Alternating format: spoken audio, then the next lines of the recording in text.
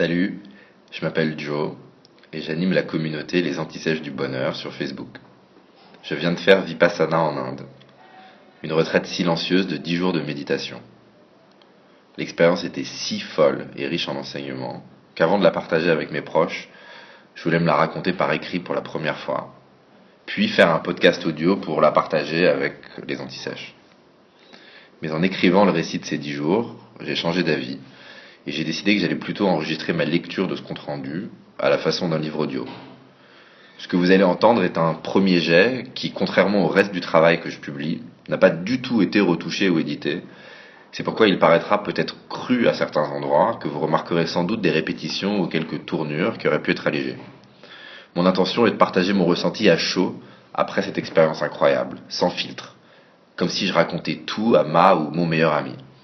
C'est la première fois que j'expérimente avec ce format, donc si vous avez du feedback, n'hésitez pas. Je me suis dit que c'était plus cool qu'une vidéo, car plus intime, et surtout plus facile à consommer. Je vous préviens, je me suis un peu lâché, et j'aborde des sujets que je n'ai pas l'habitude de traiter en profondeur sur les antisèches, tels que le sexe et la drogue. Mon but avec ce récit est d'expliquer Vipassana à ceux que cela intéresse, et de partager des enseignements dont je sais qu'ils peuvent aider beaucoup d'entre nous à avancer, et aussi de rigoler un peu. Si vous ne méditez pas encore, s'il vous plaît, faites-vous ce cadeau magnifique et mettez-vous-y. Je ne connais encore personne qui s'y soit mis 10 jours consécutifs et qui ait trouvé que ce soit une perte de temps. Ça change vraiment la vie. Si vous ne savez pas par où commencer, vous pouvez trouver des méditations guidées pour débutants sur ma chaîne YouTube ou sur la page Facebook des Antisèches du Bonheur. Je le dis rarement, mais là je suis vraiment fier du travail qui suit. J'espère que ça va vous plaire. Enjoy. Sexe, drogue et méditation. Mes 10 jours de Vipassana. Mon expérience Vipassana, la retraite méditative silencieuse de 10 jours que je m'apprête à commencer en Inde, va débuter par un voyage interminable. Je quitte Genève, où je donnais un training sur la méditation et sur la gratitude, dans un laboratoire pharmaceutique, direction Jodhpur, en passant par Vienne et Delhi. La mission. Après un voyage qui dura près de 24 heures, j'arrive enfin à Jodhpur, samedi 5 novembre, et je me dépêche pour arriver au centre de méditation, car j'ai 2 heures de retard par rapport à l'heure limite d'arrivée. Après m'être paumé à peu près 5 fois dans un dédale de sentiers perdus au milieu de nulle part, dans la nuit noire, on trouve enfin l'endroit, l'ashram Vipassana. Je débarque et accueil hyper froid. Pas un bonjour ou un sourire, on me fait comprendre que je suis en retard, et vite, on me fait remplir tout un tas de formulaires. Puis on me donne à manger, vite fait, toujours en me speedant bien. Les autres étaient déjà dans la salle vidéo, le programme semblait commencer. À ce moment, j'étais à un niveau max de stress, exténué par le trajet, terrifié de ce qui m'attendait, tyrannisé par le staff pas content du tout de mon arrivée tardive. Peu de souvenirs de ce qui s'est dit pendant la première vidéo. En revanche, je me souviens de ce que me dit le mec du staff à la fin de la vidéo en me tendant la clé de ma chambre. Tiens, tu as la chambre B4. Ce sera ton identité pendant ces 10 prochains jours. Bam. Vraiment plus que c'était le Club Med, putain. J'avais l'impression d'être Arya Stark dans Game of Thrones. You are nobody. En même temps, ça fait du sens pour une retraite dont le but est la dissolution de l'ego. Car la pierre angulaire du moi histoire est bien le prénom. Ah, et j'oubliais presque un truc. Avant la vidéo et après les formulaires, la fouille de mes sacs par Good Cop et Bad Cop. J'allais leur tendre tous les objets défendus bien volontiers. Après tout, j'étais pas venu jusqu'ici pour ne pas jouer le jeu. Mais eux semblaient se sentir investis d'une mission sacrée qui demandait apparemment une certaine brusquerie. Bref, comme prévu, au revoir téléphone, argent, bouquins, carnets, stylos, etc. Le dilemme cornélien est arrivé quand mes geôliers douaniers de la méditation sont tombés sur mes plaquettes de chocolat. Les 2 plaques de cahiers dessert au géant du Jat achetées à l'aéroport de Genève, mon chocolat préféré au monde, et celle de Lindt noir fleur de sel, achetée 400 roupies pendant les heures interminables où j'étais comme un zombie durant mon transit à l'aéroport de Delhi. Petite parenthèse ici pour remarquer à quel point je suis plus sensible à mes états intérieurs que je n'ai jamais été. Depuis ce matin, je suis passé de la joie à la sérénité, à l'impatience, à l'irritation, à l'émerveillement, à la peur et l'anxiété frôlant un doux désespoir, puis un gros coup de fatigue, et enfin juste là, comme une poussée d'extase. Je crois que ce monde post-Vipassana va être un sacré tour de manège. Gros débat donc entre Pince-Mi et Pince-Moi pour savoir si je pourrais garder les dites plaquettes de chocolat. Mais finalement, victoire de Good Cop. You can keep the chocolate, but you must finish it tonight. C'est cela, oui. Je commençais à fomenter la rébellion à l'intérieur de moi en mode prison break. J'arrive dans la chambre, enfin plutôt dans ma cellule, entre 6 et 8 mètres carrés, occupée par 2 longues tables basses en bois rectangulaires faisant office de sommier, sur chacune desquelles était posé un matelas hyper fin entre 3 et 5 cm d'épaisseur. Et victoire, une salle de bain rien que pour moi. Toilette et lavabo, check. En revanche, ni douche ni PQ. Je recharge chercher le staff, je pécho du PQ in extremis, sans rentrer ici dans les détails de toute la paperasse qu'il faut remplir à la prison de la méditation pour obtenir du papier toilette. Et je demande, où sont les douches? La question de débutant, le bourgeois qui vient en Inde faire Vipassana et qui s'attend à une salle de bain collective. On m'escorte à ma chambre et on monte les seaux et les robinets. You wash with this. Ok, pardon, je suis nouveau ici, moi. Et puis il conclut avec la phrase qui tue. Noble silence now. Me voilà seul dans ma chambre, sans la moindre idée d'où je dois me rendre le lendemain matin. Heureusement, je remarque que le programme des 10 jours, le même programme chaque jour, est placardé sur le mur de ma chambre. 10 heures de méditation.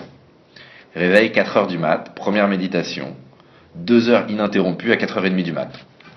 Il est 22h30, j'ai jamais été aussi fatigué de ma vie, pas fait une vraie nuit depuis 48 heures, je peux pas là, la méditation à 4h30. Et là, je remarque sur le programme qu'il y a 2 types de méditation dans la journée.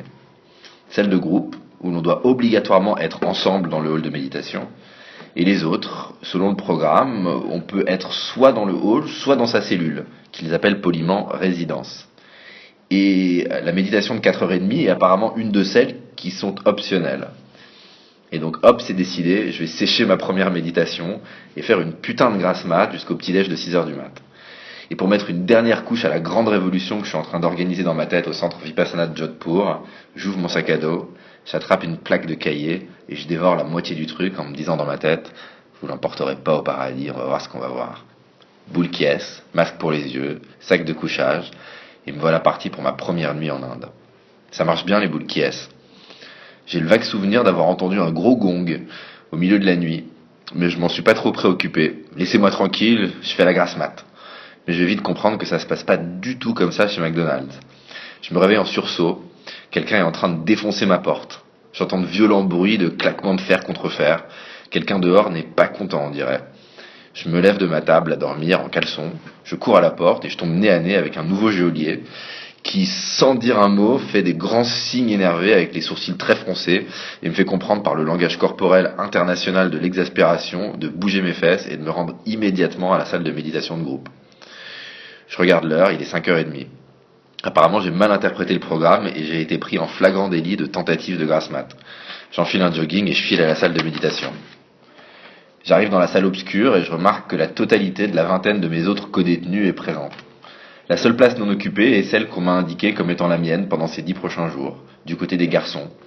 Car la ségrégation homme-femme est totale pendant les 10 jours, il y a même 2 salles à manger distinctes.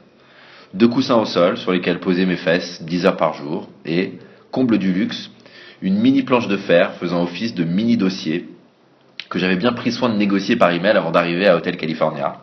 Terrifié que j'étais de voir ressurgir mes plus grandes bêtes noires, ma hernie cervicale et mes lumbagos. Je crois que je vais arrêter là pour la description chronologique des 10 jours et passer à une description un peu plus thématique de l'expérience.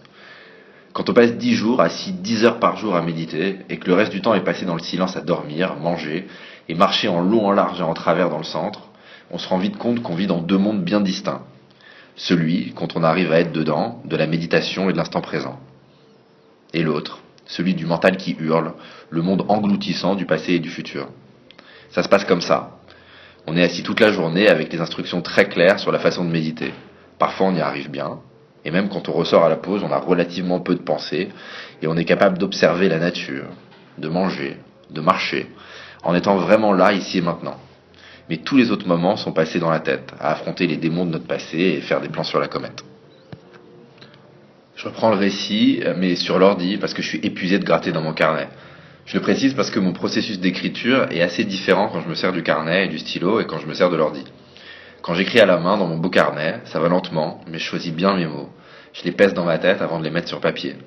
C'est fatigant physiquement, mais c'est aussi hyper sensuel comme exercice, et c'est un bonheur pour moi de pouvoir tourner des pages manuscrites.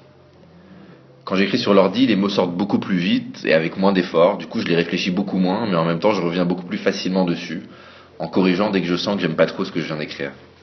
Je précise tout ça car je crois que la qualité de ce que j'écris à la main et de ce que j'écris à l'ordi est différente. Pas que l'un soit forcément meilleur que l'autre, mais je crois qu'il y a une différence dans le rythme et dans le style. Je vous laisse donc juger, et si vous avez des impressions sur cette question, je serai plus que friand de les entendre. Je viens de boire mon premier café en 10 jours et c'est un truc de malade.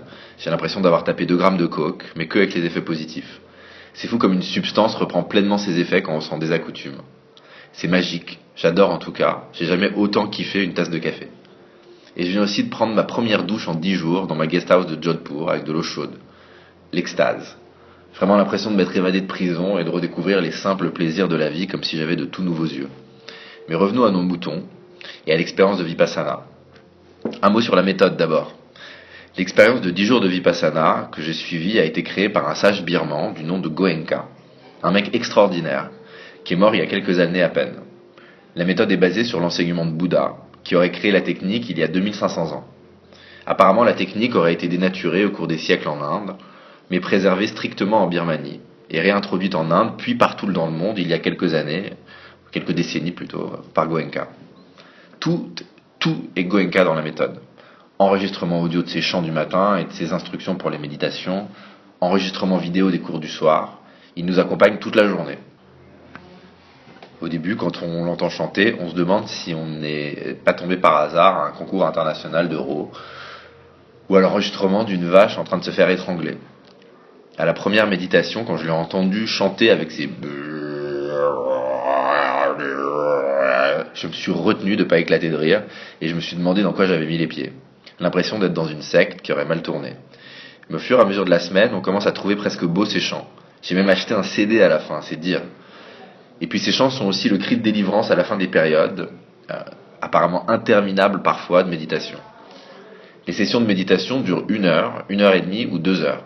Elles commencent par des instructions de Goenka. With a diligent mind, a calm mind, an equanimous mind, start observing your breath. Observe the small area between the nostrils and the upper lip. Don't react to the sensations. Observe them patiently, diligently, equanimously, without any craving or aversion.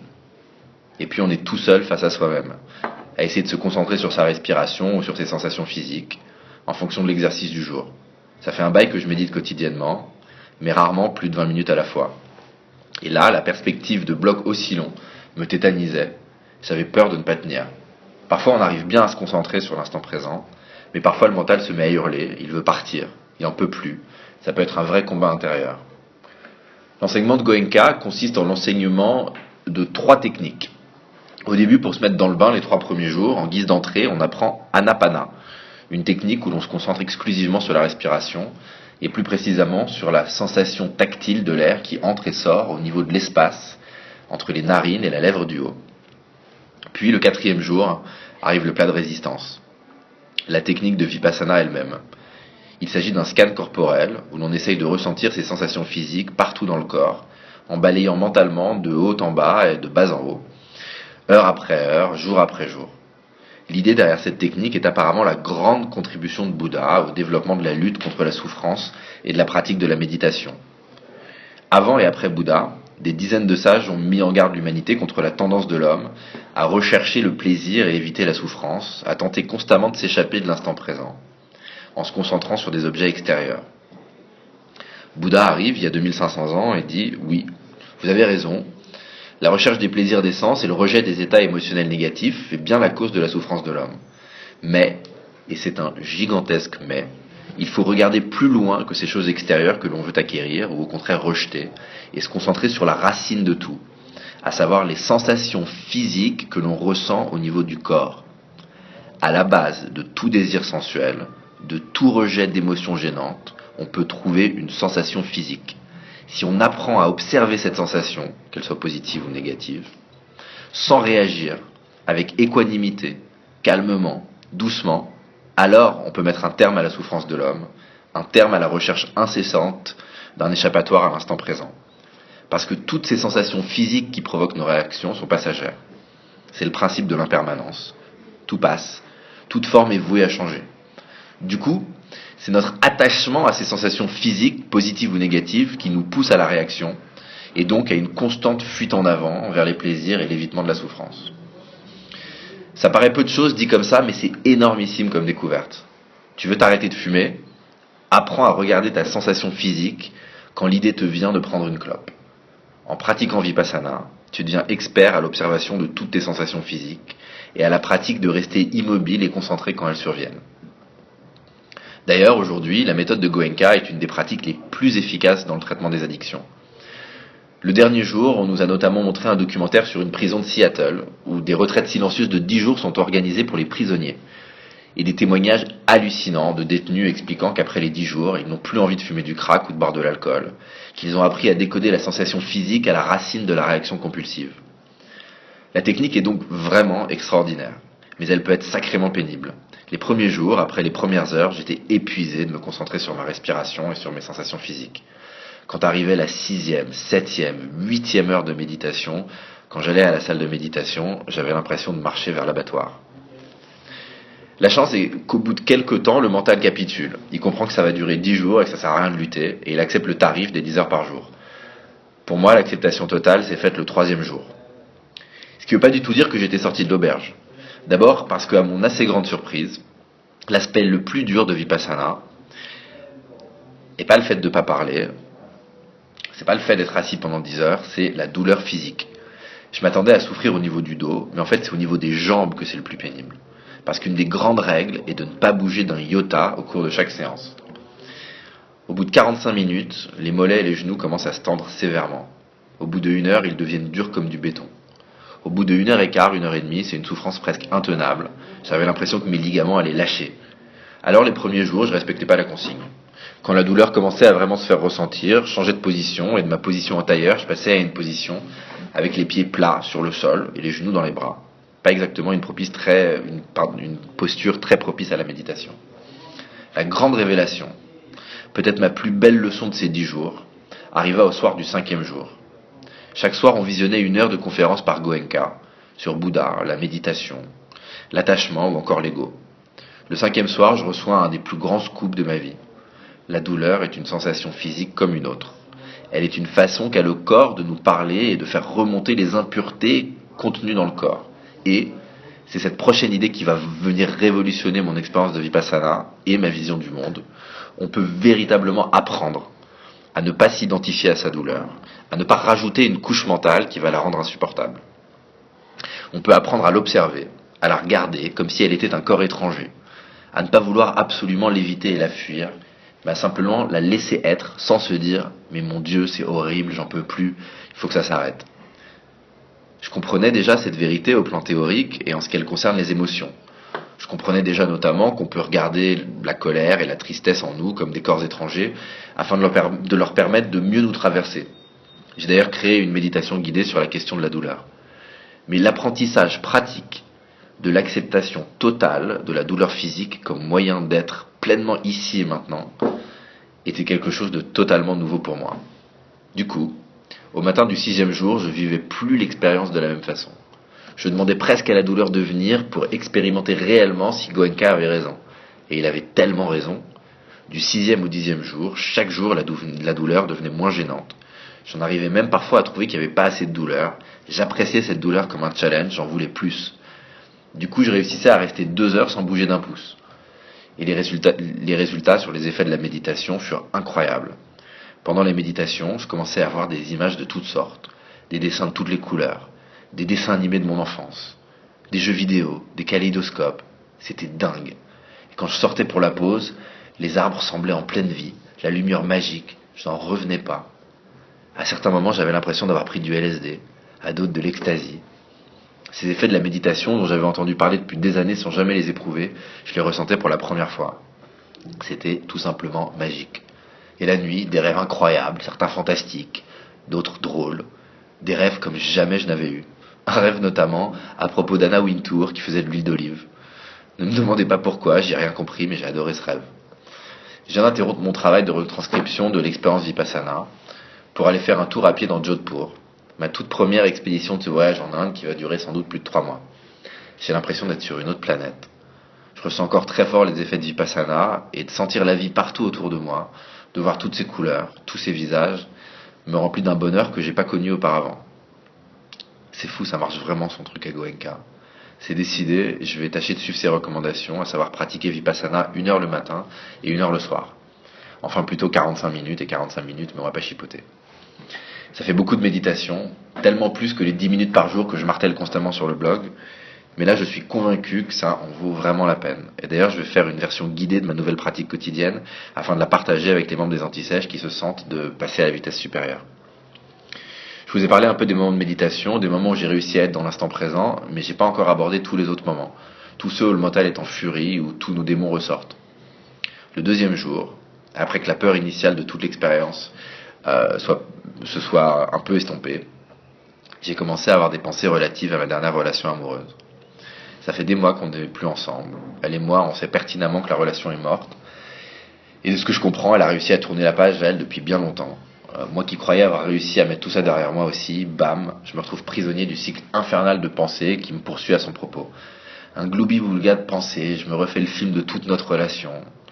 Je lui fais toutes sortes de reproches pour me rendre compte qu'en fait je suis coupable de chacun des torts que je lui attribue. Ce fameux effet miroir que j'arrête pas de me prendre en pleine figure. Et puis je sais pas pourquoi, je commence à l'imaginer dans les bras d'un ami qu'on a en commun. Et j'arrive pas à me sortir ces images de la tête. Ça me rend fou. C'est le 3e soir, je suis seul dans ma cellule, impossible de dormir. Je prends 1, puis 2, puis 3 cachets de mélatonine pour mettre fin à mon calvaire. Mais ces images terribles s'intensifient. Cet ami qui la tient dans ses bras, moi qui n'atteindrai plus jamais dans les miens. C'est la première chose à laquelle je pense en me réveillant. C'est un cauchemar, j'arrive pas à méditer. Je peux parler à personne. J'ai eu toutes sortes de pensées par rapport à elle pendant ces 10 jours, mais là il s'agit de quelque chose de purement physique, de la possessivité mal placée, tout l'inverse de ce que Goenka prêche sur le non-attachement et l'impermanence. Et là, venu de nulle part, mon inconscient me fait un cadeau magnifique. Il me chante la chanson Blurred Lines de Robin Thicke, celle du fameux clip qui avait propulsé la belle Emily Ratajkowski, aka Emrata, au rang de fantasme numéro 1 de l'homme hétéro. J'ai comme un flash de clairvoyance. Quand j'ai des visions de mon pote avec mon ex, à la place j'imagine mon pote avec Emrata. Et je remarque que bien entendu ça me dérange aucunement de les imaginer ensemble. Pourquoi ? Parce que j'ai jamais eu l'illusion de la posséder. Je me suis jamais raconté le mensonge que cette femme a pu m'appartenir. J'ai l'impression de comprendre le non-attachement et la possessivité pour la première fois. C'est pas parce que j'ai eu la chance de tenir mon ex dans les bras que cette expérience ne m'a jamais appartenu. Je me suis attaché à une expérience qui, comme toute expérience, était vouée à changer. Une expérience impermanente à laquelle mon ego a voulu s'attacher plus qu'à aucune autre expérience de toute ma vie. Alors, en ce 4e jour, en allant à ma méditation du début d'après-midi, je chantonne Blurred Lines dans ma tête. J'imagine mon pote avec Emrata. Tout ça est complètement absurde, mais bizarrement m'aide à dépasser cette possessivité, cet attachement qui subsiste en moi malgré toute ma meilleure volonté, tant de temps après cette fichue rupture. Cette rupture qui, à part le décès de mon père, est sans aucun doute, et j'en suis le premier surpris, la pire douleur que j'ai jamais connue. Faut dire que j'ai beau avoir compris une ou deux choses sur la tyrannie du mental et sur les rapports humains, mon rapport aux femmes et au sexe est sans doute le point sur lequel je suis le plus en retard, celui sur lequel je suis vraiment pas très évolué. J'ai compris récemment comme j'avais pu objectifier les femmes et prendre le sexe comme une denrée de consommation. Pas que j'ai été un amant égoïste avec les femmes que j'ai connues, j'ai toujours été sensible à leur plaisir et essayé d'être à leur écoute. Mais sans m'en rendre compte, je crois que je les instrumentalisais pour obtenir du plaisir égoïste. J'en suis vraiment pas fier, mais jusqu'à peu de temps, comme beaucoup d'hommes, je regardais des films pornographiques. Ce n'est que récemment que j'ai compris qu'il fallait que j'arrête ça définitivement. C'était non seulement mauvais pour ma sexualité, mais aussi et surtout qu'en regardant ces films, je contribuais à une industrie qui exploitait les femmes d'une façon pas très différente que les réseaux de proxénètes avec les prostituées. Oui, il y a des porn stars connues qui gagnent très bien leur vie et qui aiment leur statut. Mais pour chacune d'elles, il y a 100 filles qui sont maltraitées et plus ou moins contraintes à toutes sortes de choses qu'on peut tout simplement pas tolérer. Regarder des films pornographiques, c'est contribuer à cette industrie, c'est renforcer le sexe comme chose que l'on consomme. Je sais que je digresse, mais j'ai envie de parler de ça. Parler du fait que je vais étudier le tantrisme plus sérieusement afin de mieux comprendre comment faire du sexe une méditation partagée. Un vrai échange spirituel entre deux personnes qui ne recherchent pas seulement leur gratification sensuelle immédiate. J'ai pas seulement arrêté de regarder des films X, j'ai aussi arrêté de me donner du plaisir tout seul régulièrement. Les spécialistes du tantrisme expliquent que l'éjaculation est un gaspillage d'énergie, que l'homme doit apprendre à ne pas rechercher ce résultat de consommateur, mais plutôt à faire remonter l'énergie sexuelle, à la faire circuler à l'intérieur, à la faire remonter, à apprendre à avoir des orgasmes indépendamment de l'éjaculation. Bref, j'ai commencé à étudier tout ça de plus près, et c'est la fin de la digression sur le sexe. Ah si, un dernier truc. Si vous êtes en couple et que vous voulez essayer une pratique tantrique toute simple, essayez simplement de synchroniser vos respirations pendant l'acte, de faire de l'acte une méditation. C'est assez magique comme sentiment de communion. Je passe du coq à l'âne, mais je voudrais revenir un peu sur les autres enseignements de Goenka, et notamment sur l'idée que tout le malheur que les humains peuvent ressentir provient de l'illusion du concept de je, moi, mon, etc. Cette idée si brillamment expliquée par Eckhart Tolle dans Le pouvoir du moment présent, que nous avons cette fâcheuse tendance à nous identifier à toutes sortes de choses, à rattacher des goûts, des possessions, des relations au concept mental fictif de moi, ce moi-histoire qui ne vit que dans le passé et le futur et dépend intégralement de décisions subjectives de notre mental.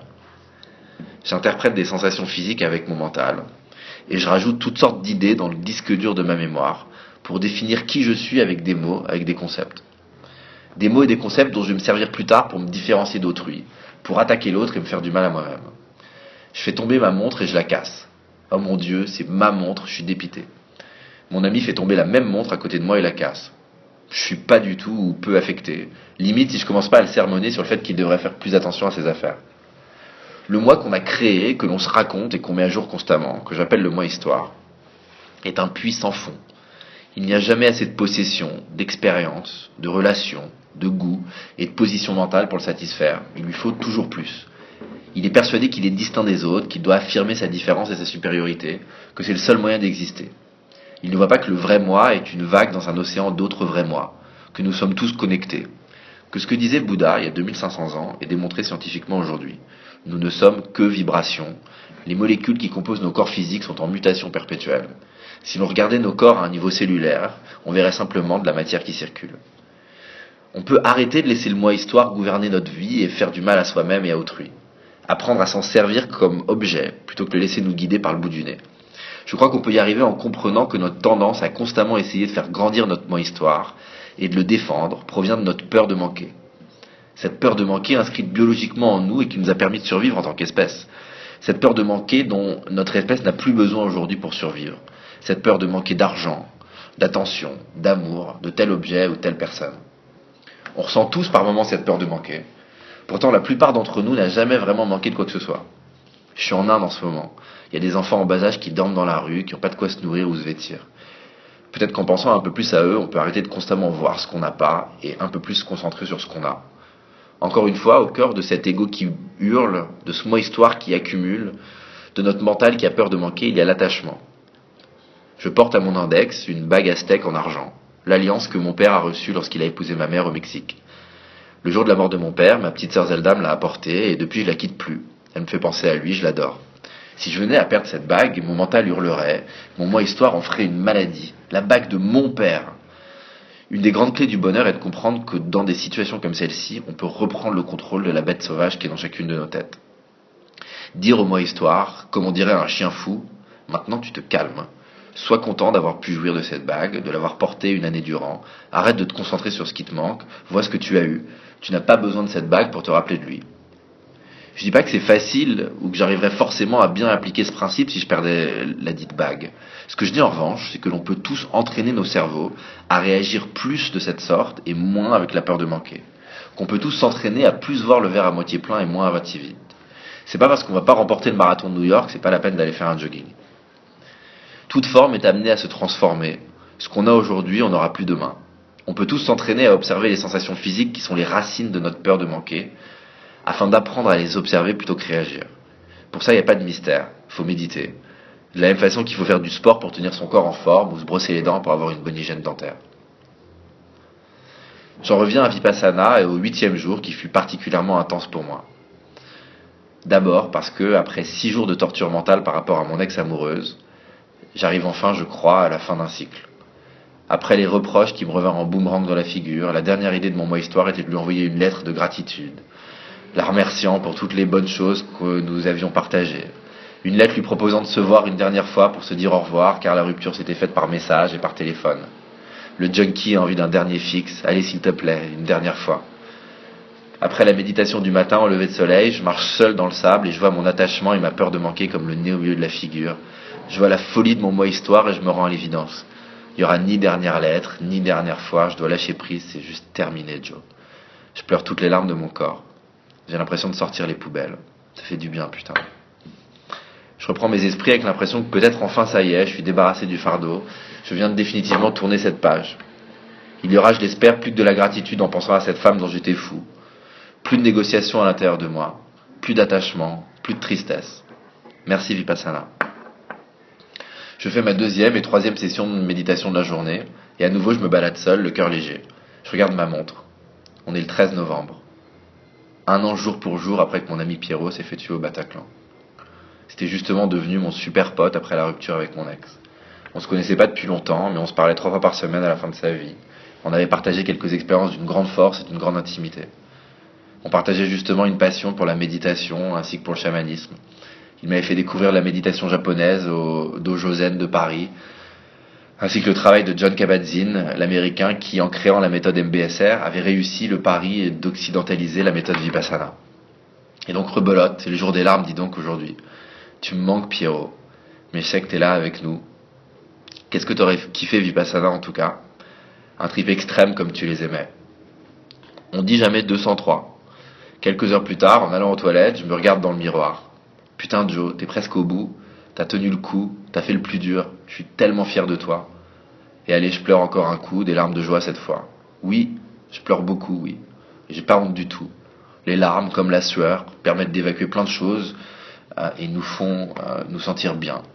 C'est à mon sens de l'ego masculin mal placé de pas se laisser connecter à cette partie de nous qui parfois a besoin de dissoudre des émotions bloquées avec des larmes. Ce 8e jour est paradoxalement en même temps celui où j'ai le mieux médité et celui où j'ai le plus connecté à mes émotions. Le jour des larmes et des hallucinations, de la grande tristesse et de la grande joie. Je ne sais pas si j'ai jamais autant vécu que ce jour-là. Mon pote YouTuber, Cyrus North, dont je vous recommande les vidéos sur la philo qui sont tout simplement géniales, avait fait Vipassana au Népal et m'avait dit que le 8e jour avait été sans doute le plus beau de sa vie. Du coup, j'attendais moi aussi ce jour avec impatience sans suspecter tout ce qu'il contiendrait. Vers la fin de la journée, une 3e fois, je me balade seul, quand je vois un des geôliers avec un objet que j'ai pas eu dans mon champ de vision depuis très longtemps. Un téléphone. Ça fait 6 jours que l'élection américaine a eu lieu. Je sais bien que Clinton a gagné, mais j'ai envie d'une confirmation. Avant de rentrer à Vipassana, en dépit des sondages qui donnaient tous Clinton gagnante, je m'étais imaginé la possibilité d'un scénario catastrophe. Je sors de ma retraite et on m'annonce que non, Donald Trump est le nouveau président des États-Unis. Le pays de mon père a décidé de se jeter par la fenêtre. Alors j'approche du geôlier et pour la première fois en 8 jours, je romps le silence. Excuse me, you know who won the US election? Il a pas l'air de bien comprendre. Il me répond, Yes, very experienced meditator, meditation in Himalayas. 30 days meditation. Apparemment, c'est un champion de la méditation, mais pas trop de l'anglais. Je recommence. Trump or Clinton? Et là, il comprend. Ah, yes, Trump, ok. Silence. What? Yes, yes. Hillary, no. Trump, ok. You sure? Yes, yes. Hillary, no. Trump, ok. Je sens le vide se dérober sous mes pieds. C'est pas possible. C'est un cauchemar. On vit une époque où plus que jamais on a besoin d'être ouvert et d'écouter, d'écoute, de tolérance et de partage. Et l'Amérique vient d'élire le sexiste xénophobe, l'homme qui prêche la haine et qui dit que le réchauffement climatique est un complot de la Chine. J'arrive pas à y croire. Je suis plus du tout dans Vipassana. Pourtant le silence dure encore 2 jours, je peux parler de ça à personne, ni aux autres qui font Vipassana avec moi, ni à ma sœur et mon frère qui vivent à Boston et à New York. Comme on dit en anglais, you gotta be kidding me. Putain de 8e jour. Après 2 bonnes heures de tergiversation mentale, de délire mégalomane sur le fait que c'est un signe, je dois partir aux États-Unis pour rejoindre la résistance et contribuer à faire reculer la peur à ma façon, je me rends à l'évidence. Je peux pas faire grand-chose ici et maintenant. Ça va aider personne que je passe le reste de Vipassana à me tourmenter sur l'apocalypse imminente. Mieux vaut revenir à mes moutons, en l'occurrence à mes sensations physiques, ma respiration et mon silence. Je ressens de la colère le 9e jour. Quand j'entends pour la énième fois les instructions de Goenka, j'ai envie de lui dire de se la fermer, que c'est la 45e fois qu'il répète mot pour mot exactement la même chose. Je suis au bout de ma vie. Start again. Start again. Sweep your body from top to bottom and bottom to top with no craving or aversion, no attachment. equanimously, diligently, patiently. Les bronzés font du ski. Le planter de bâton. Je vais te le planter le bâton, tu vas voir. Diligently et patiently. La colère passe, la sérénité revient, et en fait, j'aime de plus en plus la méditation. Il y a 6 jours, je redoutais le gong qui annonçait la prochaine méditation. Maintenant, je l'attends avec impatience. Je me retrouve même à méditer seul dans ma chambre, en dehors des horaires de méditation, comme si 10 heures suffisaient pas. Je me vois de l'extérieur et intérieurement, je suis mort de rire. Arrive enfin le 10e et dernier jour. L'équivalent à la prison de la méditation du dernier jour de classe où on apporte des gâteaux et des jeux de société. Aujourd'hui, on apprend la 3e et dernière technique de méditation. Après Anapana, la respiration, et Vipassana, le corps, c'est l'heure de Metta, la méditation sur l'amour, où on envoie des bonnes ondes tout autour de nous et on souhaite à l'humanité qu'elle se délivre de la colère et de la frustration, et que tous les êtres soient heureux. Et surtout, le 10e jour est celui où le vœu de noble silence prend fin, celui où les geôliers deviennent des géos, celui où les garçons et les filles ont même le droit de se regarder dans les yeux. C'est aussi le jour où l'on peut faire une donation au centre Vipassana. La retraite est entièrement gratuite. On ne paye pas un sou, ni pour la cellule, ni pour la nourriture, qui est excellente. Mais à la fin, si on a vécu une bonne expérience, on a l'opportunité de donner de l'argent pour permettre à d'autres de venir faire l'expérience. Et seuls ceux qui ont participé à la retraite de 10 jours ont le droit de faire une donation. Je trouve ce système génial. C'est une utopie qui fonctionne, car la sincérité et l'efficacité de la méthode proposée par Goenka sont tout simplement inégalées. Mais qui dit donation dit argent, et qui dit argent dit que même s'il reste une journée de méditation, il est l'heure de récupérer toutes nos affaires. Carnet, stylo, téléphone, ordi. Ça fait bizarre de revoir tous ces vieux copains. Dans ce sac qu'on me rend, il y a quelque chose de plus. Le dernier bastion de mes addictions. Je n'en ai jamais vraiment parlé totalement auparavant, mais j'ai eu des gros problèmes d'addiction dans ma vie. À une époque, je prenais de la cocaïne au moins 2 fois par semaine. Pendant plus de 10 ans, j'ai fumé des joints du matin jusqu'au soir. Et dans le cadre de fêtes, pendant des années, j'ai pris toutes sortes de substances récréationnelles, telles que le LSD ou encore le MDMA. Je suis pas fier, mais j'ai pas du tout honte non plus.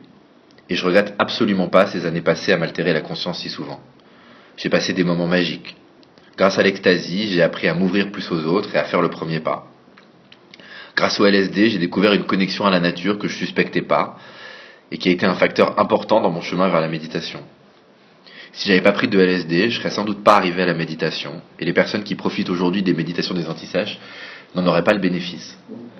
Mais c'est pas pour dire que j'encourage l'usage de ces substances, loin de là. Au contraire, j'ai découvert grâce à la méditation que je pouvais atteindre les mêmes états que ceux que je recherchais avec les drogues, mais sans faire de mal à mon corps, au contraire en lui faisant du bien. J'ai arrêté tout ça. Mais je veux dire à ceux qui consomment beaucoup de ces produits qu'ils sont potentiellement sur un chemin, que ce qu'ils recherchent, une connexion forte à l'instant présent et un relâchement de la tyrannie de leur mental, leur est accessible naturellement, qu'il n'y a aucune culpabilité à ressentir dans l'usage de ces produits. Mieux vaut ne pas le faire, mais quand on le fait, la culpabilité n'apporte rien, alors autant l'apprécier. Il n'y a pas non plus de jugement, moral ou autre, à porter sur ceux qui prennent des substances. Nous avons tous des vices, nous avons tous de l'ombre en nous, et c'est pas grave.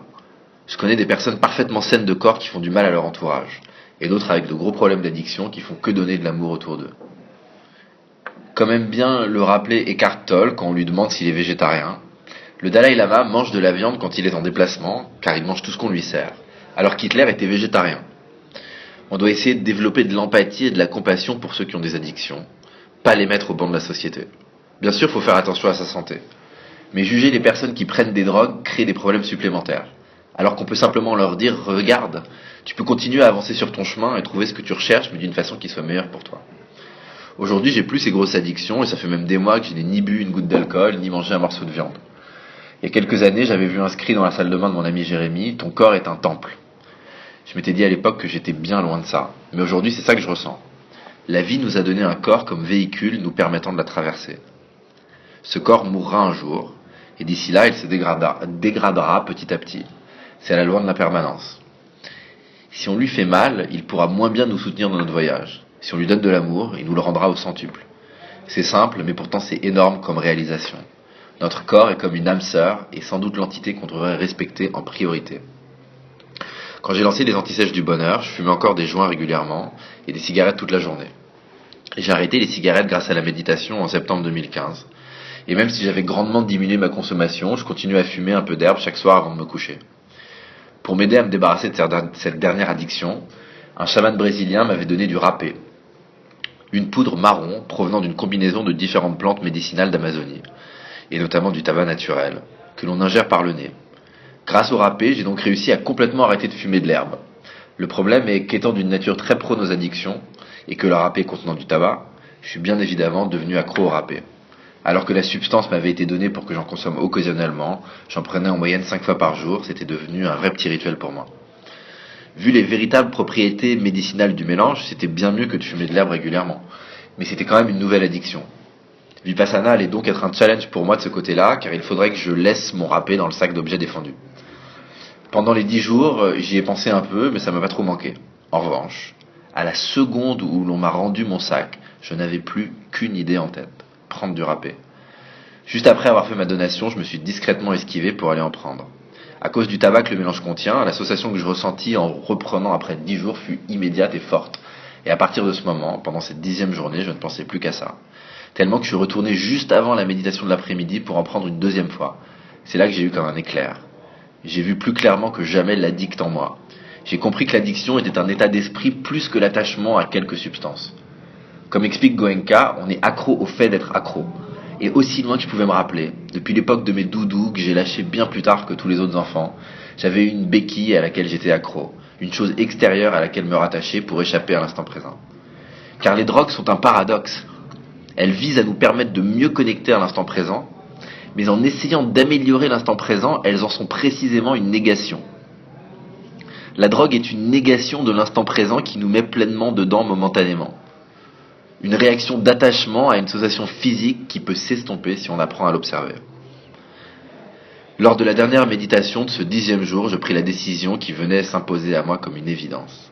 J'allais complètement arrêter le râpé. D'abord, je commençais à rentrer dans des négociations de toxicomane avec moi-même. Allez, t'en prends encore 3 jours et puis tu te débarrasses de tout.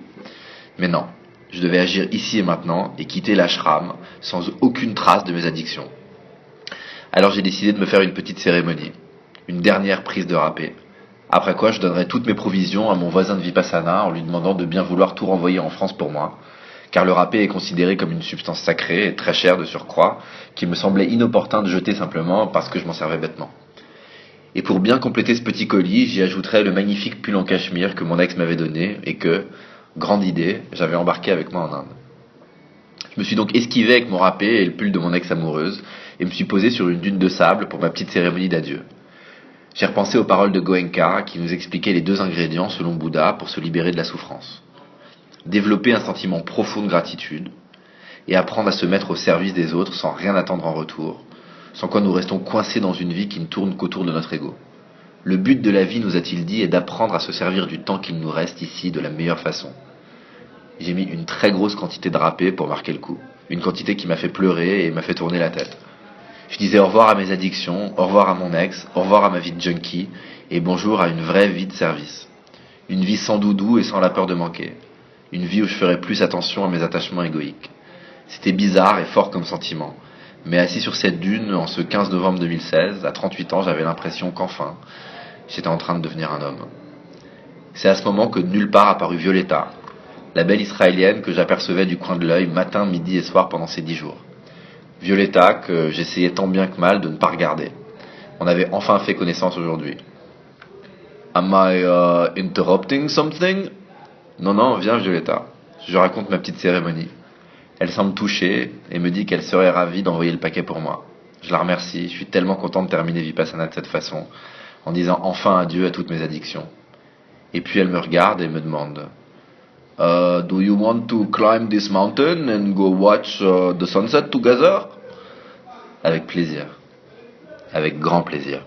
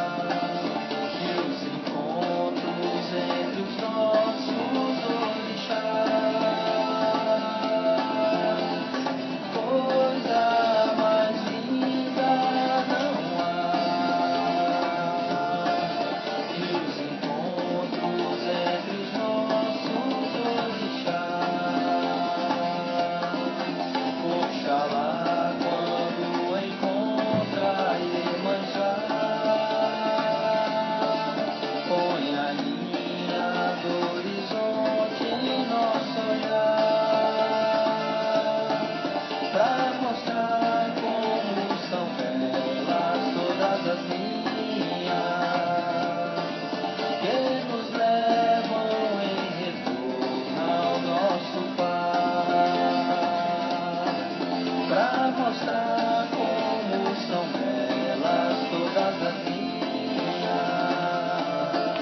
que nos levam em retorno ao nosso Pai. Coisa mais linda não há que os encontros entre os nossos orixás. Coisa mais linda não há que os encontros entre os nossos orixás.